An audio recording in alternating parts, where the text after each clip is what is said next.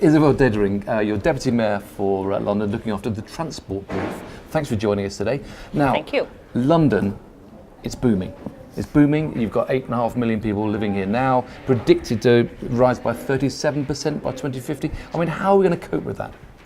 Well, I mean, obviously the level of growth, the rate of growth is much lower than a lot of other cities, but for us it's very significant. We're going to exceed our highest ever level of population next year, probably.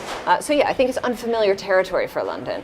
And clearly there's a lot of opportunities for further density in the center of London in a London-friendly way. It doesn't necessarily mean putting a Manhattan in the middle of London. Places like Nine Elms, which are going to create thousands more jobs and homes, but they're not high density in the way that I think people sort of stereotypically would think about a 50-story tower block. So there is a lot of opportunity to grow without destroying the character of London, but we do need a substantial amount of investment. So the exercise we've done effectively is saying that we need about £1 trillion of infrastructure investment over that period to 2050. And of that £1 trillion, transport, I presume, is quite high on the agenda. It's a critical part. Would you say it's a critical bit of it? Yeah, I mean, I think, obviously looking after the transport brief, I would say it is the critical bit. But I mean, I think that and housing are clearly the key issues, possibly housing the most pressing issue, because we all see what's happening at the moment in terms of the really housing crisis that we have here. There's lots of things that are coming into play in order to tackle that, but that will continue to be a big issue. But transport's a close second. But I suppose one of the things we've seen over the recent years is big investment in the rail sector, big investment in the tube, and it's been transformational. But I suppose, are we now going to be moving into an era of investment perhaps in the road sector, or perhaps to encourage and to support that very vital bit of the capital? Well, I think there will be a continued need to invest in the tube network, obviously not just for maintenance reasons though, but because there is still additional capacity that we can get out of the tube network, and clearly we should be doing that, and that's effectively about running more trains on the existing signaling system. But it's limited. We can only get about 10, maybe 15% extra capacity out of the tube on top of what's already planned in terms of the upgrades. Then, rail is a crucial area too. My own view is, if you actually look at the map of rail tracks in London, they're very significant all across the city, not just coming into the rail heads. We need to bring those rail lines into use. Things like one train an hour from who knows where. There's no reason why we couldn't be running more service on there. We need to unblock some of the bottlenecks. It requires some capital investment, but the amount of capacity that you could unlock would be massive, not just radially, but also in terms of connecting the centers around London. Look at the example of the overground. Everyone said nobody wants to move orbitally. Clearly nobody wants to move in a circle, but it's about connecting people between different parts of the city. But yes, roads are a crucial area. We need much more investment going into the road network.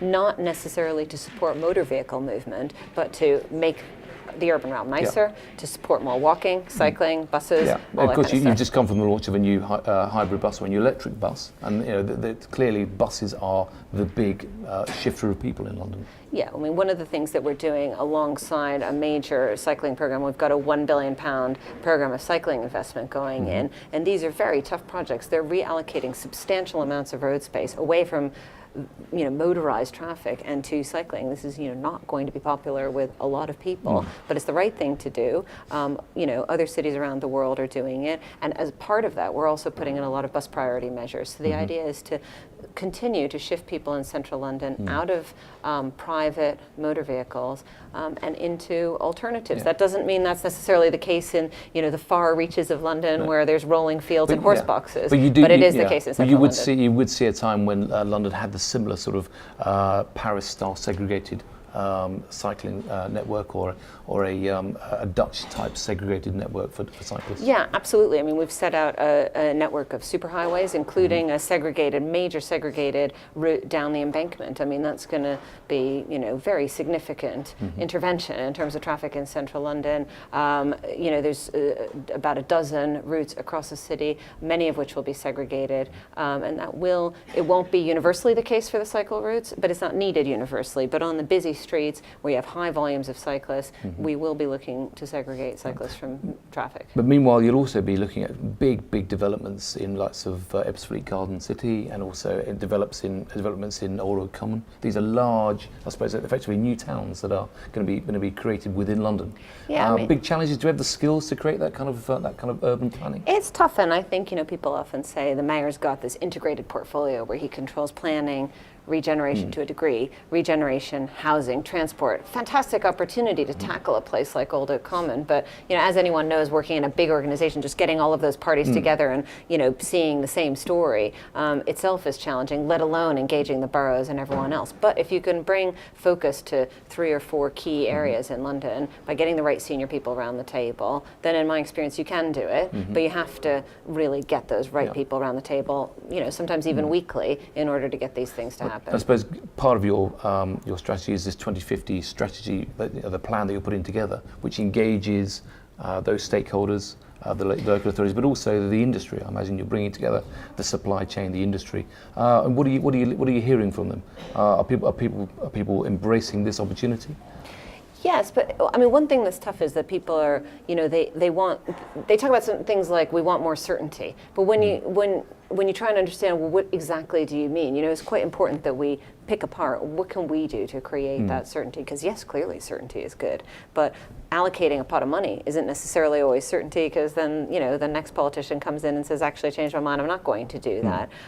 So I think some of the things that we can do is getting something that the 2050 plan can do is you can get cross-party political buy-in so that everybody says, yes, these are the set of projects that we think are crucial for London. Then you're not susceptible to the political sort of vicissitudes anymore. And interestingly, also bringing third-party funding in and having to construct these financing structures, like with Crossrail 1 and 2, like with Nine Elms, the Northern Line extension, actually does create that certainty, because you've had to construct a proper financial proposition, which can't just have money pulled out of it. It locks the private sector in with the public sector. And we are going to need to move in that direction anyway, because there isn't enough grant funding out there.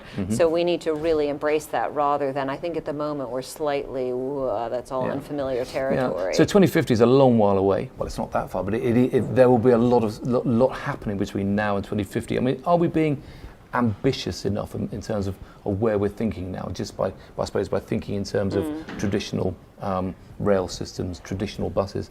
Are we being ambitious enough? Well, almost certainly not, just because it's so hard to see 35 years from today.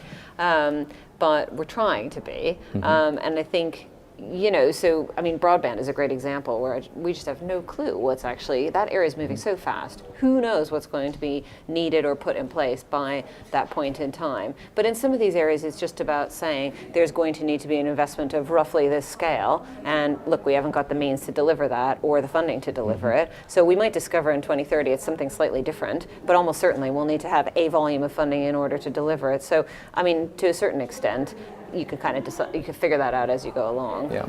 Final question, aviation. Do you think that by 2050 we will be looking at a bigger Heathrow, a bigger Gatwick, or perhaps even an estuary airport, as the mayor has been planning? Where's your thinking? Where's your money? Where's your thoughts? Going back to your previous question, if you were trying to be bold and think about it from a blank piece of paper, clearly having an airport in the west of the city where millions of people are overflown. I live miles away from Heathrow and planes fly over my house all the time. It just doesn't really make sense. And if you were starting from scratch, I don't think anyone would think that that is the way that you would design it in the first place. So we are trying to think about things in a bit braver way, cast forward and then go back. I don't think it's politically tenable to expand Heathrow for that reason. The impact on London is massive.